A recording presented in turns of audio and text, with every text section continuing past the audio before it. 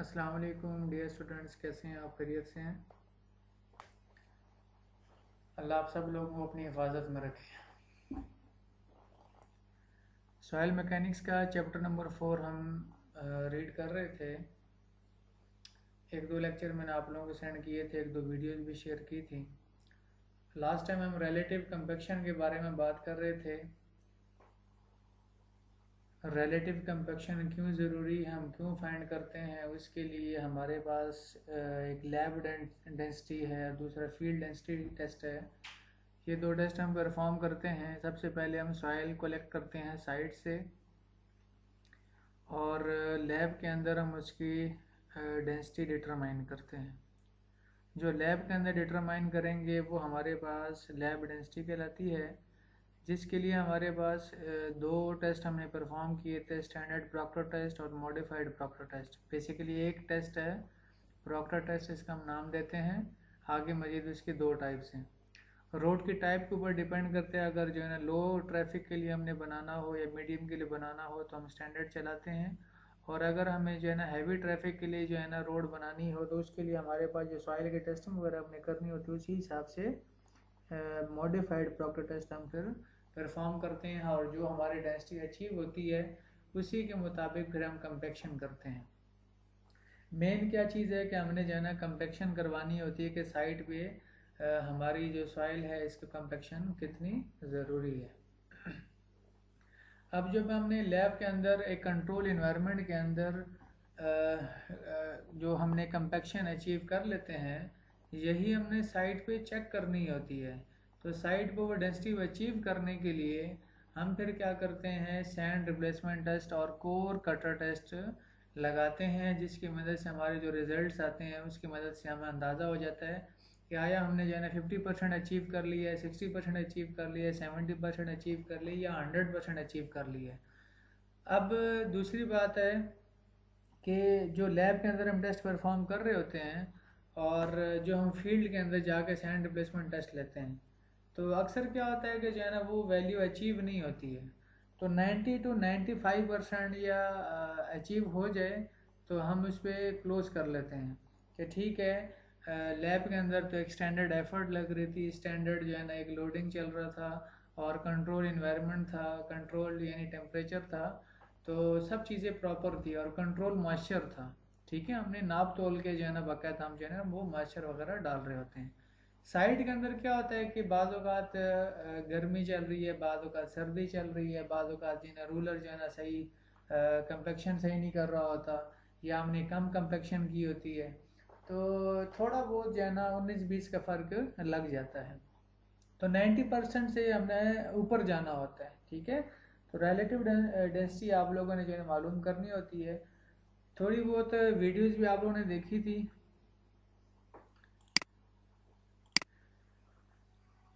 Relative compaction के मैंने एक एनिमेटेड वीडियो आप लोगों से शेयर की थी। ठीक है, मैं हल्का सा जो है ना आप लोगों को जो है ना दोबारा टच दूंगा, प्रॉक्टर टेस्ट के भी जो है ना दोबारा रिपीट करवाऊंगा और सैंड रिप्लेसमेंट टेस्ट का भी। असल में टाइम शॉर्ट होता है, वीडियो जो है ना हमारे जो है ना काफ़ी लंबी हो रही होती है, जिसकी वजह से मैं आप लोगों को जो है ना थोड़ा सा जल्दी कवर कर रहा होता हूँ। समझने की कोशिश करें। आप लोगों ने सैंड रिप्लेसमेंट टेस्ट के लिए जो हमारी जो साइट पे हमने कंपेक्शन की, वहीं पे हम जो है ना ये ट्रे लगाते हैं और साइड पे हमने कील वगैरह लगा लेते हैं। ठीक है, बेस प्लेट इसे हम कहते हैं। और ये बेस प्लेट लगाने के बाद फिर हम एक्सकेवेशन करते हैं। ये हमारे 15 सेंटीमीटर का गड़क होते हैं और इसकी डेप्थ भी 15 सेंटीमीटर होती है। आपको नज़र आ रहा है फीता लगा हुआ है, इस फीते की मदद से हम इसको चेक कर रहे होते हैं। ठीक है, छेनी हथौड़ा वगैरह जो है हम ले लेते हैं, इसकी मदद से ये चम्मच वगैरह, बाउल वगैरह, स्पैचुला वगैरह, ये सारी चीज़ें हमारी लैब के अंदर जो इंस्ट्रूमेंट पड़े हैं वो इस टाइप के पड़े हुए हैं। ठीक है, कि हमारे पास सैंड कौन बोतल है, मैंने आप लोगों के बाकायदा ये चीज़ दिखाई थी, ये नीचे एक कौन बनी हुई है, इस वजह से हम इसको सैंड कौन बोतल कहते हैं। और ये साथ में हमारा एक कंटेनर है, जार है, जिसकी मदद से हम सैंड की डेंसिटी निकालते हैं। सैंड की डेंसिटी क्यों निकालते हैं ये इंशाल्लाह आप लोगों को मैं बताऊंगा। साथ में जो है ना जो शॉपर वगैरह नज़र आ रहे हैं आप लोगों को, इसके अंदर हम सैंपल कलेक्ट करते हैं। ठीक है, ये आप लोगों को सैंपल यहाँ निकाला, तो आप लोगों ने सैंपल किस में डालना है, शॉपर में डालना होता है, और इसका वेट कर लेते हैं प्रॉपर। सारे मेथड आप लोगों ने जो वीडियो में अगर नहीं समझ आई तो वीडियो एक दफ़ा फिर देख लीजिएगा, आप लोगों को जो है ना कन्फर्म हो जाएगी सारी चीज़ें, ताकि जो है ना समझने में आसानी हो। ये थोड़ी सी ऑब्जर्वेशन कैलकुलेशन जो एनिमेटेड वीडियो मैंने आप लोगों से शेयर की थी, उसके अंदर काफ़ी चीज़ें जो है ना आप लोगों ने देखा होगा, W1 W2 W3, और वो काफ़ी डिटेल में जाता है, तो थोड़ा सा उसे समझने की कोशिश करें। बाकी जो आप लोगों के चैप्टर नंबर 4 के अंदर बुक्स के अंदर जो है नज़र आ रहा है न्यूमेरिकल वगैरह जो सॉल्व किए 4.7 4.8, उसके अंदर भी हैंड रिप्लेसमेंट टेस्ट को जो है ना उन्होंने काफ़ी कवर किया, उसका डाटा डायरेक्ट यानी दिया हुआ है। तो यहाँ पे जो है ना कुछ चीज़ें नज़र आ रही हैं कि मास ऑफ द एक्सीवेटेड सॉइल, आप लोगों ने जो गड़ा खोदा होता है उसमें से मिट्टी जो निकालते हैं उसकी जो है ना वेट कितना है वो आप लोगों ने नोट कर लेना है। फिर आप लोगों ने यानी जो पोरिंग सिलेंडर है फिल्ड विद सैंड, आप लोगों ने जो है सैंड काउंट बोतल मैंने शो की हुई है, ये हम जो है ना सीव नंबर 10 और सीव नंबर 30, ठीक है।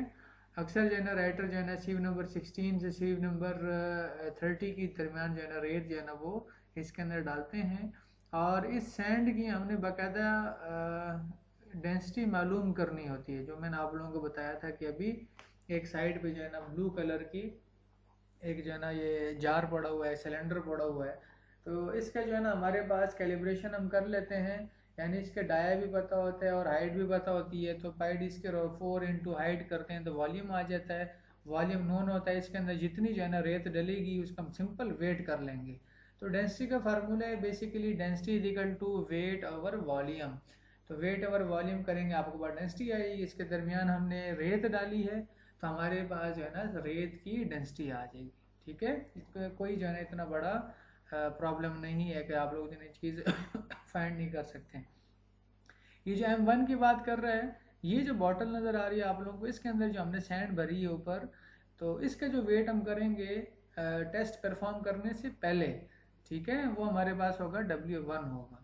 फिर इसके बाद हम क्या करते हैं, ये जो गड़ा खोद लिया, यही बॉटल उठा के हमने इसके ऊपर रखी, और फिर यहाँ से इसको हम लॉक खोलते हैं तो इसके अंदर रेत सारी गिर जाती है, और एक्स्ट्रा रेत भी ऊपर जो है ना वो एक हमारा जिसको हम कोन कहते हैं वो भी गिर जाती है, तो वो हमारे पास W2 है। फिर हमारे पास ये जो जहाँ से लॉक लगे हुए और इसके नीचे एक्स्ट्रा रेत गिर रही होती है, इसको हम अलहदा से फाइंड करते हैं कि भाई हमारी जो रेत गिरी है एक्स्ट्रा कितनी गिरी है। वो जो एक्स्ट्रा रेत होती है उसका जो है ना हम W3 का नाम देते हैं, यानी एक्चुअल जो हमारे पास घड़े के अंदर मिट्टी गिरी है हमने वो डिटरमाइन करनी होती है। तो जाहिर सी बात है, पहले मैंने जो है इसका वज़न किया, ये W1 है। इसके बाद जो मैंने जो है जो होल कर लिया और इसकी मिट्टी निकाल के साइड पर रख दी, जो होल किया उसके अंदर जो है मैंने जो है ना इस बॉटल को रखा, तो अब इसका जो है मैंने लॉक खोला तो इसके अंदर रेत गिर गई, दोबारा मैंने इसका वज़न करना है। अब हुआ क्या है कि इसके ऊपर जो है ना अजाफी रेत भी गिरी हुई है, तो इस टाइम जो हमने घड़ा भर गया और घड़े के ऊपर अजाफी ट्राइंगल भी गिर गया, यानी कौन भी गिर गया रेत की, तो ये हमारे पास W2 होगा, और जो हमारे पास सिंपल कौन का वज़न होगा वो हमारे पास W3 होगा। ये हम सारी चीज़ें क्यों मालूम करते हैं ये आप लोगों को इंशाल्लाह आगे बताते चलता हूँ। ये हमारे पास इंडियन स्टैंडर्ड के जो है ना इक्विपमेंट्स पड़े हुए हैं, मैं इस वजह से इसको इंटरेस्ट नहीं ले रहा, क्योंकि हम जो है ना इसको ASTM आस्ट्रो को फॉलो कर रहे हैं, अमेरिकन स्टैंडर्ड्स पढ़ रहे हैं। इंडिया का जो है ना यही जो है ना स्टैंडर्ड चल रहा है, जस्ट कॉपी पेस्ट किया होता है उन्होंने, और बाकायदा उन्होंने अपना एक स्टैंडर्ड अप्रूव करवाया हुआ है। ऐसा नहीं है कि ASTM आस्ट्रो को कॉपी की है, लेकिन उससे काफ़ी जो है ना चीज़ें मिलती जुलती हैं, मैंने तब इस वजह से कहा कि सेम है। लेकिन इसमें क्या है कि यहाँ पे बॉटल और हिसाब से यूज़ हो रही है, यहाँ पर और यूज़ हो रहा है, दोनों यूज़ हो रही हैं, दोनों का सेम मकसद है, दोनों से हम जो है ना डेंसिटी निकाल सकते हैं। UET टेक्सला के अंदर भी आज भी जो है ना ये इक्विपमेंट जो है ना हम यूज़ कर रहे हैं, ठीक है। वहाँ पर मैंने बाकायदा इससे जार की मदद से हमने परफॉर्म किया हुआ है।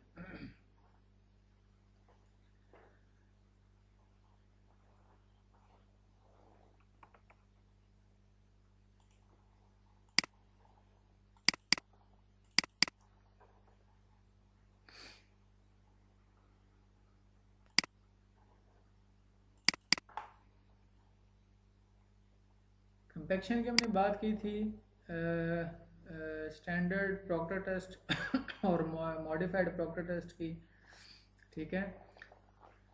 ये कुछ फैक्टर्स इन्वॉल्व हैं कि जो है ना हमारे पास जो है ना सॉइल डेंसिटी के ऊपर कौन कौन से फैक्टर्स जो है ना इफ़ेक्ट करते हैं। आपके सामने नज़र आ रहे हैं। शेयर स्ट्रेंथ है, कंप्रेसिबिलिटी, सेटलमेंट है, हाइड्रोलिक कंडक्टिविटी है। चलते हैं हम टेस्ट की तरफ। ये ग्राफ बनाना सिखा रहे हैं कि जो है ना आप लोगों ने एक ग्राफ बनाया था, मैंने इसकी डिटेल लास्ट टाइम शेयर की थी कि वाटर कंटेंट जो है ना हमने एक्स एक्सिस पे और वाई एक्सिस पे जो है ना डेंसिटी, और साथ में जैसे हम पानी बढ़ा रहे होते हैं तो यहाँ से डेंसिटी बढ़ रही होती है। यहाँ से जैसे आप लोगों को नज़र आ रहा है कि यहाँ से ये पानी एक्स एक्सिस पे बढ़ रहा है और यहाँ से जो है ना वाई एक्सिस पे डेंसिटी है, तो ऐसा ऐसा इंक्रीज़ हो रही है। तो लेकिन एक टाइम आता है इंक्रीज़ होने के बावजूद पानी हम इंक्रीज़ कर रहे होते हैं, लेकिन उसके बाद जो है ना डेंसिटी जो है ना वो बिलो की तरफ जा रही होती है, ठीक है, फेलियर की तरफ जा रही है, मजीद कंपैक्शन नहीं होती है। यही जो मैक्सिमम हमारे पास जो पीक पॉइंट होता है इसको मैक्सिमम ड्राई डेंसिटी कहते हैं, और इस पॉइंट पे जो हमारे पास जो वाटर कंटेंट होता है इसे हम ऑप्टिमम मॉइस्चर कंटेंट कहते हैं, ठीक है।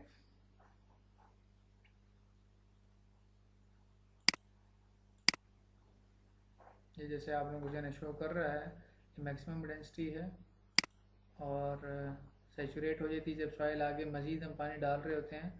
तो और स्टार्ट में जो है ना अच्छी खासी इंटरलॉकिंग चल रही होती है, मिट्टी के अंदर पानी जैसे ही डल रहा होता है तो साथ में जो है ना अच्छी खासी जो है ना वो अपना बॉन्ड मजबूत कर रहा होता है।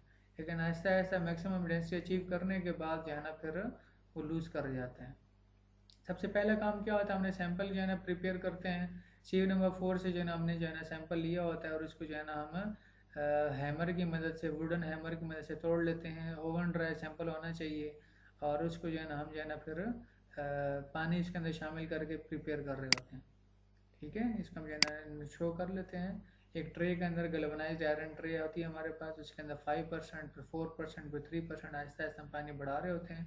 जितना सैंपल हो, अगर 3 किलोग्राम सैंपल है, मैंने उसी हिसाब से लास्ट टाइम बताया था कि 90 ग्राम आप लोगों ने पानी डाला, 1 मिलीलीटर इज इक्वल टू 1 ग्राम, और साथ में इसके अंदर जो है ना मिक्स कर लेते हैं। ग्लव्स आपको नज़र आ रहे हैं कि ग्लव्स पहने हुए हैं।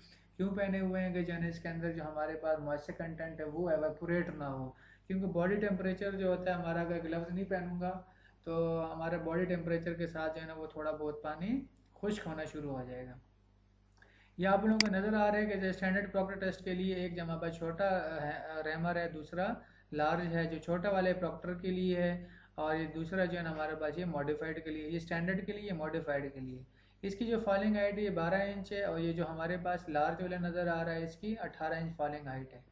5.5 पाउंड छोटे वाले का वज़न है और बड़े का जो है ना 10 पाउंड वज़न है। ये मॉइस्चर कैन बना हुआ है, मॉइस्चर कैन पड़ा हुआ है, और ये हमारे पास सीव पड़ी हुई है, और ये हमारे पास मोल्ड है जिसके ऊपर कॉलर है, ये हमारे पास मोल्ड है, और नीचे बेस प्लेट है, ठीक है। इसको हमने जो है ना खोला, और इसके भी हमने सिंपल पहले वेट कर लेते हैं। प्रॉपर वही प्रोसीजर है जो लास्ट टाइम मैंने आप लोगों को समझाया था। इसको हमने जो है ना सबसे पहले हमने वेट करने के बाद दोबारा इसके ऊपर कॉलर लगाएंगे।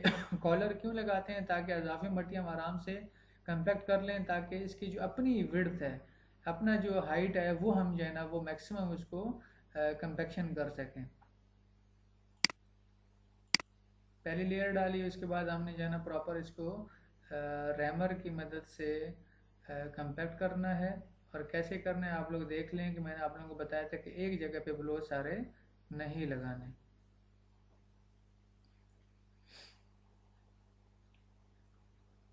एक ब्लोज लगाया और फिर उसकी जगह चेंज करनी है।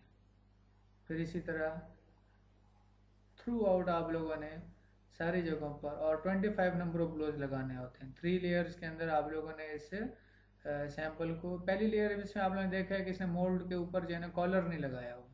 ऐसा ऐसा जब सैंपल सेकंड लेयर डालेगा, फिर ऐसे थर्ड आएगा, थर्ड में उसने सैंपल अब देख रहे हैं सेकंड लेयर में कि आप लोगों को मिट्टी जो है ना वो अभी भी आसानी से कंपैक्ट हो रही है, लेकिन थर्ड के अंदर कॉलर लगाएगा ताकि इसकी जो अपनी हाइट है वो अचीव हो सके, कंपैक्ट हो सके। यही प्रोसीजर है कंपैक्शन का। ऊपर जो एक्स्ट्रा मट्टी होगी वो हम हटा देंगे स्ट्रेट एज की मदद से या स्पैचुला की मदद से, और एक्स्ट्रा मट्टी आसपास इसको ऐसे ब्रश यूज़ करना चाहिए, ब्रश की मदद से साफ़ कर ले ताकि प्रॉपर जो है ना डस्ट वगैरह भी ना रहे, एक्स्ट्रा मट्टी जितनी भी है। ये सारी चीज़ें हैं, आप लोगों ने इसके जो है ना स्क्रीनशॉट लेके इसके जो है ना सारी डिटेल आप लोगों के बुक के अंदर भी है। वही सैंपल आप लोगों ने इसका वेट जब कर लिया तो एक सैंपल हमने ले लेते हैं मॉइस्चर कंटेंट के लिए, क्योंकि हमने ड्राई डेंसिटी निकालनी होती है। तो फर्स्ट ट्रायल का मॉइस्चर कंटेंट और साथ में बल्क डेंसिटी निकालनी होती है। बल्क डेंसिटी तो आ जाएगी क्योंकि गीली मिट्टी का वजन हम मालूम कर रहे हैं। जो सेकंड हमने जो है ना कंपैक्शन के बाद मोल्ड का वेट किया था। तो जो गीली मिट्टी का वजन होगा और मोल्ड का हमें वॉल्यूम पता होगा, तो वेट ओवर वॉल्यूम करेंगे, हमारे पास बल्क डेंसिटी आ जाएगी। जो हमने सैंपल के अंदर मोल्ड के अंदर जो है ना मॉइस्चर केन डाला और उसके थोड़ा सा हमने सैंपल लिया मॉइस्चर कंटेंट के लिए, तो आप लोगों ने मॉइस्चर कंटेंट भी डिटरमाइन कर लेंगे। तो ड्राई डेंसिटी का फार्मूला है bulk density divided by 1+m। तो बल्क डेंसिटी की वैल्यू और मॉइस्चर कंटेंट की वैल्यू जो है ना दोनों आप लोगों ने वैल्यू पुट करनी है ड्राई डेंसिटी के फार्मूले के अंदर, तो आपके पास ड्राई डेंसिटी आ जाएगी। First trial, second trial, third trial, इसी तरह वैल्यू बढ़ती जाएगी और आप लोगों ने जो है मैक्सिमम डेंसिटी अचीव कर लेनी होती है। ठीक है, ऐसा ऐसा जो है ना ये दोबारा वही ट्रायल करेगा। ठीक है, मॉडिफाइड के अंदर क्या होता है, अगर यही मोड यूज़ करेंगे तो आप लोगों ने जो है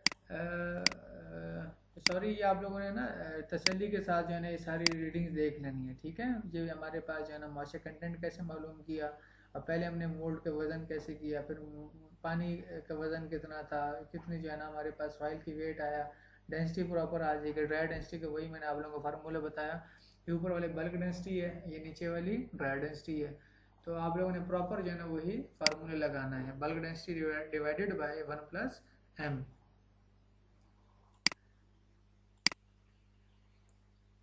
पहली रीडिंग आप लोग देखिएगा, जो हमारे रीडिंग्स आई हैं पीछे वही उसी हिसाब से जो है ना इसने सारे प्लॉट कर दिया, और मैक्सिमम जो पॉइंट आएगा वो इसने शो कर दिया। यहाँ से मैक्सिमम ड्राई डेंसिटी 1.9 के लगभग है और दूसरा ऑप्टिमम मॉइस्चर कंटेंट निकाल लिया। मॉडिफाइड के अंदर ये बात कर रहा है कि जस्ट हमने जो है ना मोल्ड अगर वही रखना है तो आप लोगों ने 5 लेयर के अंदर, वैसे हम मोल्ड अगर चेंज कर लें तो जो मोल्ड चेंज करेंगे वो चेंज का होगा, चेंज का जो मोल्ड होगा उसके अंदर हमने जो रैमर यूज़ करना है वो 10 पाउंड का यूज़ करना है। अब ये लार्ज वाला यूज़ कर रहे हैं। ठीक है,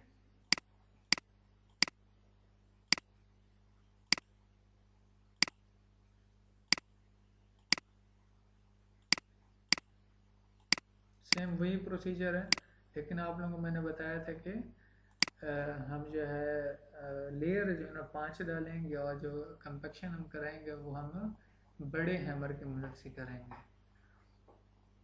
और जो हमारे पास मोल्ड होगा वो 6 इंच वाला यूज़ करेंगे। यहाँ पे 4 इंच वाला जो है वो स्टैंडर्ड के लिए यूज़ कर रहे हैं, और स्टैंडर्ड में अगर हम ये ना सॉरी मॉडिफाइड में भी अगर हम छोटा वाले मोल्ड यूज़ करेंगे तो फिर आप लोगों ने हर लेयर पे 25-25 लेयर ही लगानी है, और अगर जो है ना बड़ा मोल्ड यूज़ करेंगे तो फिर आप लोगों ने 25 ब्लोज नहीं लगाने, 56 ब्लोज लगाने हैं, और 5 लेयर है, और जो मोल्ड का जो साइज़ होगा वो 6 इंच वाला होगा। यहाँ पे एक चीज़ आप लोग देखेंगे जो है ना वाटर कंटेंट जो है ना 10.2% ऑप्टिमम मॉइस्चर कंटेंट, और जो कंपैक्शन की जो मैक्सिमम ड्राई डेंसिटी आई है वो हमारे पास 1.9 आई है। इसी तरह यहाँ पे तकरीबन जो है ना जो मैक्सिमम एफर्ट है वो एग्जैक्ट अगर वैल्यू ये शो कर दे,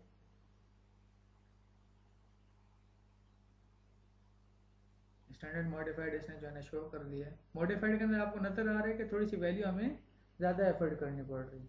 ठीक है,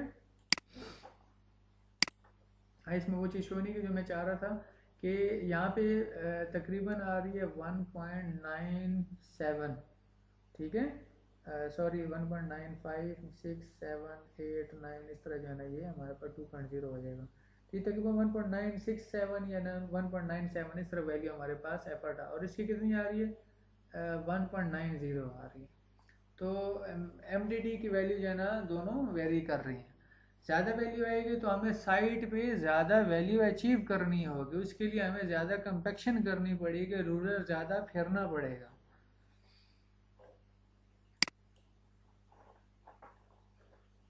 और ये आप लोगों ने जो है ना सैंड रिप्लेसमेंट टेस्ट की वीडियो देखी थी प्रॉपर, जिसके अंदर जो है ना ये मुख्तलिफ जो है ना हमने जो है ना सारा प्रोसीजर बताया हुआ है। ठीक है, सबसे पहला स्टेप क्या था कि सैंपल कलेक्ट किया, और आप लोगों ने पहले जो है ना इसका वेट किया होगा। ठीक है, सैंपल खोला और जो गड्ढे से जो मिट्टी खोदी थी वो आप लोगों ने यहाँ डाल दी है एक शॉपर के अंदर। अब यहाँ पे एक चीज़ देखें कि ये एक्स्ट्रा जो मिट्टी गिरी है ना, सॉरी रेत जो गिरी है, इसका आप लोगों ने जो है ना वज़न करना है। ठीक है, वो W3 होगा। बाकी सारा वही जो है ना हमारा प्रोसीजर है जैसे हमने करना होता है। जैसे मैंने एक चीज़ समझानी थी आप लोगों को। हम मट्टी को भी वज़न कर लिया, मट्टी को ओवन के अंदर भी रख सकते हैं। अगर हमारे पास जो है ना स्पीडी मॉइस्चर टेस्टर है तो हम स्पीडी मॉइस्चर टेस्टर साइट पे ही हैं तो वहीं पे हम जो है ना यूज़ कर सकते हैं। जो एक्यूरेसी है वो ओवन के अंदर ज़्यादा है।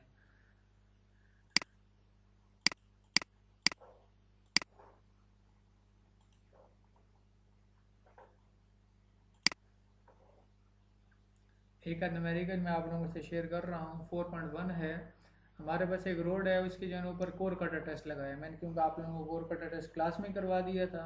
उसका न्यूमेरिकल है, यहाँ पे जस्ट देख लें। कोर कटर टेस्ट का थोड़ी बहुत जो है ना अगर वीडियो आप लोगों के पास आई थिंक शेयर की हो नहीं की हो तो मैं आपको कर दूँगा, वहाँ से भी आप लोग देख सकते हैं। जो वेट है हमारे पास जो हमारे पास हमने गड्ढा खोदा और उसके ऊपर जो है ना कटर लगाया, कटर सॉरी हाँ जो कटर हमने निकाला तो उसके अंदर जो हमारे पास मट्टी थी उस मट्टी का हमने वज़न किया तो उसका हमारे पास जो है ना वज़न आया 3195 इसका जो है ना टोटल वेट था।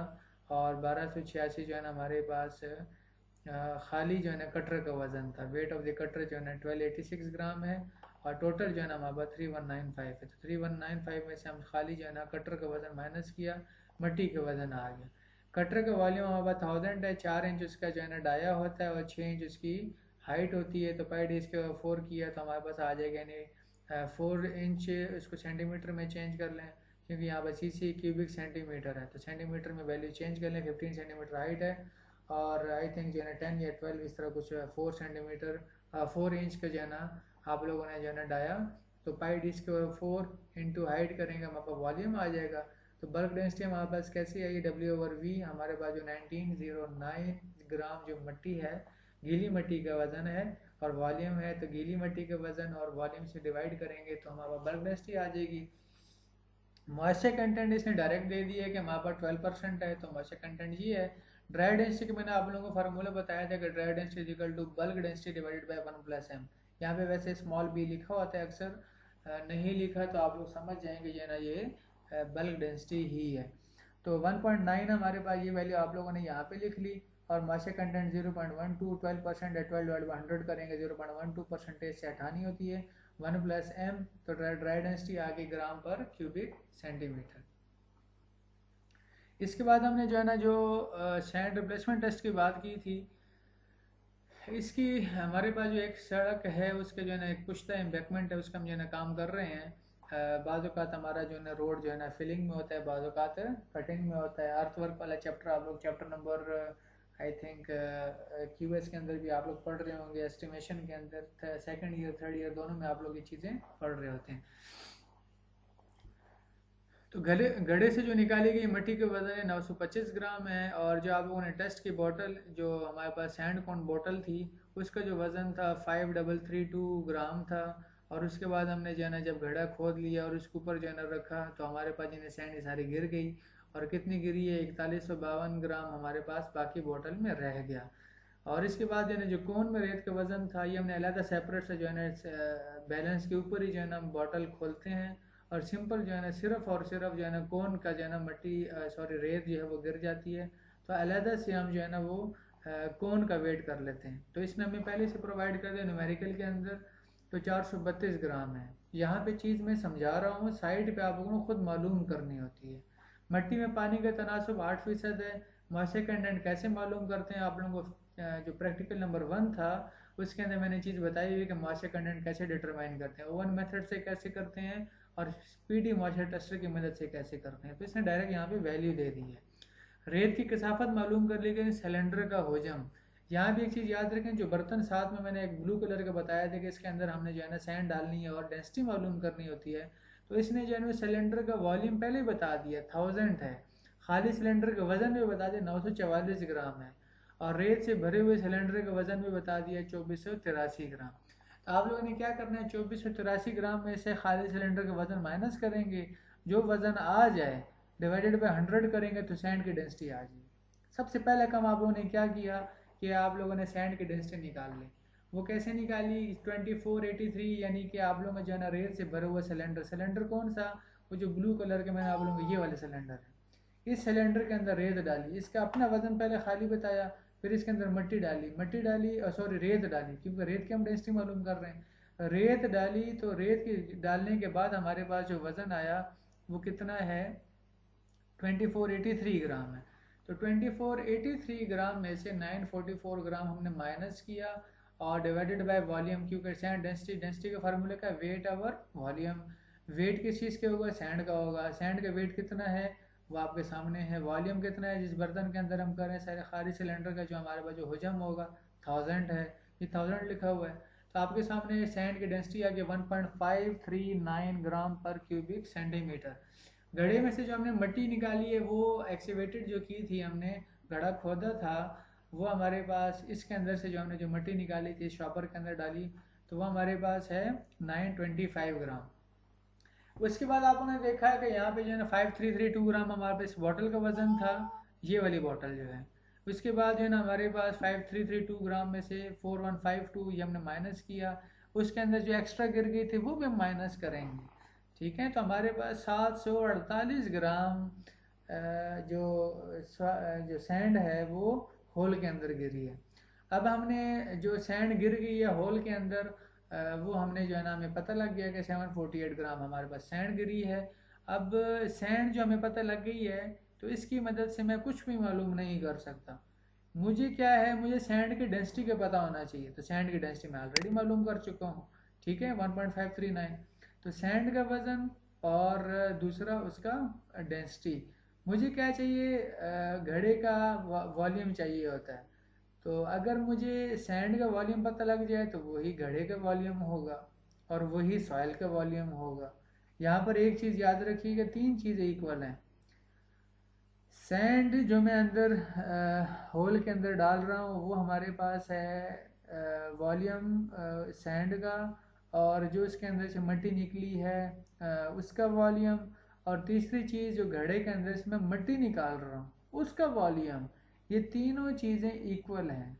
The volume of sand is equal to volume of soil is equal to volume of the whole. ठीक है, तो मैंने क्या किया, सिंपल जो है ना मिट्टी उसके अंदर से निकाल ली और एक जो है ना रेत उसके अंदर मैंने फिलअप की, और रेत जितने मैंने फिलअप की तो वो मुझे उसका वेट मालूम हो गया। कैसे मालूम हो गया? जो मैंने सैंड कॉन बॉटल यूज़ की है और सैंड जो मैंने होल के अंदर जो है ना फिलअप की है उसकी डेंसिटी कितनी है, डेंसिटी भी मैंने मालूम कर ली। जब मेरे पास वेट भी पता लग गया और डेंसिटी भी पता है, उस मेरे पास वॉल्यूम आ गया, तो density is equal to weight over volume. तो इसकी मदद से हमारे पास वॉल्यूम ऑफ सैंड मालूम हो गया। ठीक है, इसके बाद हमने क्या करना है कि जो है ना वेट डेंसिटी मालूम करनी है सॉइल की। तो सॉइल के हमारे पास जो है ना एक्सीवेटेड सॉइल का जो है ना वज़न हमारे पास 925 ग्राम है, जो आप लोगों को क्वेश्चन में गिवन की हुई है, या आप लोगों ने गड्ढा खोदा होगा उसका हमने वज़न कर लेते हैं। और हमारे पास जो सैंड का वॉल्यूम है वही मैंने आप लोगों को बताया कि वही सॉइल का वॉल्यूम भी है। तो 925 ग्राम डिवाइडेड बाई 486। तो इसमें कंफ्यूज नहीं होना कि जैना सर हमने जैना यहाँ पे आप हमें समझा रहे हैं कि वॉल्यूम ऑफ सैंड मालूम कर रहे हैं, और जब हमने सॉइल की डेंसिटी निकाली तो उसमें आपने जो है ना वॉल्यूम ऑफ सैंड वाला यानी वैल्यू पुट कर रहे हैं। ऐसा हरगिज़ नहीं है। आप लोगों को जाहिर सी कॉमन सेंस है कि जितना हमारे पास घड़े का वॉल्यूम होगा वही सैंड का वॉल्यूम है और वही सॉइल का वॉल्यूम होगा। तो जितनी हमारे पास घड़े से मिट्टी निकली है तो उसकी जगह हमने लिख दिया 486.03। इसमें एक्यूरेसी है। आप लोग जब कोर कटर टेस्ट लगा रहे थे तो उसके अंदर से आप लोगों ने जो है ना वो एक कटर लगाया, और कटर लगाने के बाद जो है ना आप लोगों ने दूसरा छेनी हथौड़ी की मदद से, शावल की मदद से यानी बेलचे की मदद से आप लोगों ने जो है ना वो सिलेंडर निकाल लेते हैं। जब खींचते हैं तो कुछ मिट्टी उसके अंदर से गिर जाती है। यहाँ क्या है कि मैंने घड़ा खोदा तो घड़े के अंदर से मैंने सारी मिट्टी जो है ना वो संभाल ली शॉपर के अंदर, लेकिन मुझे उसका वॉल्यूम नहीं पता। क्यों? इसके अंदर कुछ पत्थर जो है ना वो पत्थर होते हैं, कुछ पानी है, तो वो एग्जैक्ट वॉल्यूम नहीं आता। सैंड मेरे पास ऐसी चीज़ है जिसको मैंने प्रॉपर जो है ना वॉल्यूम निकालने के लिए बहुत इजी है। अगर मुझे सैंड का वज़न पता हो और उसके वॉल्यूम डेंसिटी पता हो तो density is equal to weight over volume. Volume को आप लोग फाइंड करना है तो वेट नीचे आ जाएगा, वॉल्यूम ऊपर चला जाएगा, तो volume is equal to weight over density हो जाएगा। ऐसे ये फार्मूला आपके सामने है, वेट ओवर डेंसिटी हो जाएगा। तो जब हमारे पास सॉइल की डेंसिटी आ जाए तो मिट्टी कौन सी थी? गीली मिट्टी थी, तो ये आप लोगों की वेट डेंसिटी है। उसके बाद ड्राई डेंसिटी निकालनी है। तो ड्राई डेंसिटी के लिए क्या करेंगे, हमारे पास जो हमारे पास 1.903 बल्क डेंसिटी आई है, इसको वेट डेंसिटी भी कहते हैं, उसी को डिवाइड करेंगे 1 + m। 1 + m मतलब 1 प्लस मास्टर कंटेंट 8% जो है हमारे पास जो है ना मास्टर कंटेंट है, तो 1 प्लस 0.08 डालेंगे तो हमारे पास आ जाएगा 1.08। इसने डायरेक्ट वैल्यू डाली हुई, तो ड्राई डेंसिटी हमारे पास आ गई। और यही हमने सैंड रिप्लेसमेंट टेस्ट के अंदर मालूम करना होता है। तो आप ये समझ जाएं कि आप लोगों को आज सैंड रिप्लेसमेंट टेस्ट समझ आ गया है, ठीक है। इसी तरह 4.7 के अंदर भी जो है ना हमारे पास एक डैम का पुश्ता है, उसकी जो है ना कुछ वैल्यूज़ दी हुई हैं।